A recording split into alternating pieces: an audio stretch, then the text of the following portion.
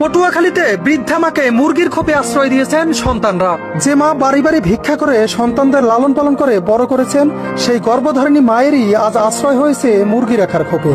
বৃষ্টির পানিতে ভিজে যাওয়া এরকম স্যাঁতস্যাঁতে পরিবেশেই দীর্ঘ বছর যাবৎ বসবাস করছেন জনম দুঃখিনী মা। মুরগি রাখার খোপটিতে নেই কোনো কাঁথা কিংবা বালিশ, এমনকি হাওয়া বাতাসও চলতে পারে না ঠিকঠাক।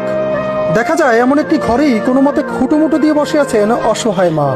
একটু পরপর খাবারের জন্য করছেন ডাক চিৎকার। নিরুপায় হয়ে খাবারের আশায় নরবরে শরীরখানা নিয়েই এবারে ওবারে ছুটে বেড়ান জনম দুঃখিনী মা। সম্প্রতি পা পিছলে আছার খেয়ে মাথা ফেটে যাওয়া সহ হাত ভেঙে গেছে বৃদ্ধা মা নূরজাহান বেগমের। সারাদিনের যন্ত্রণায়ও ছটফট করছেন তিনি। এছাড়াও একটু পানি খাওয়ার জন্য করছেন তীব্র আহাজারি। সম্প্রতি বন্যা হওয়ার কারণে জোয়ারের পানিতে থই থই করছে নূরজাহান বেগমের খোপটির চারপাশ। এতে যেন তার মধ্যে কাজ করছে এক অজানা আতঙ্ক।